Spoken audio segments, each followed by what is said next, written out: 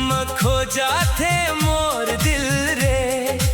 अखियां में बस गे हवस ते जान, अब तोरे बिना लागे सुना ये जहान।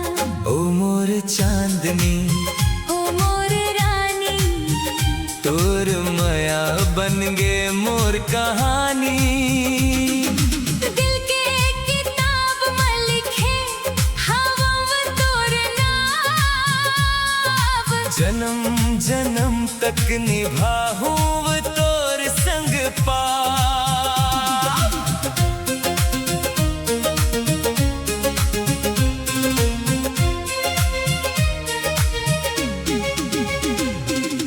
गाँव के गली में जब तै मुस्काथस, धीरे धीरे मोर दिल चुराथस।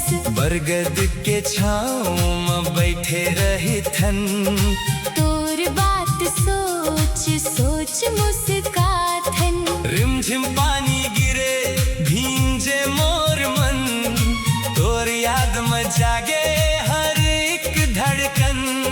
माया के रास्ता में ते संग चलबे, हाथ ला धर के मोर सपना सजाबे। ओ सजना रे, ओ सजना रे, तोर माया में जादू है गहिरा रे। दिल ये कही थे हर सांस के संग, तोर संग जियबो अब हर जन्म।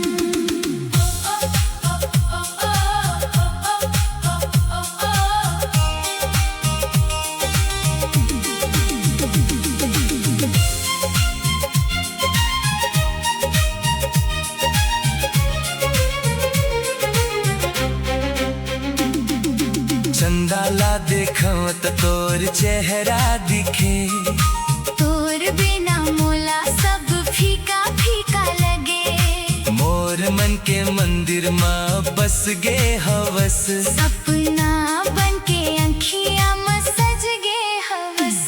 तोर हंसी में जादू, तोर बात में नशा। तोर संग बीते पल लगथे खुदा के दुआ। मोर जिंदगी के हर एक कहानी, अब तोर संग लगथे सुहानी। तोर नाव लेके धड़कथे मोर दिल रे। तोर सपना में खो जाथे मोर दिल रे।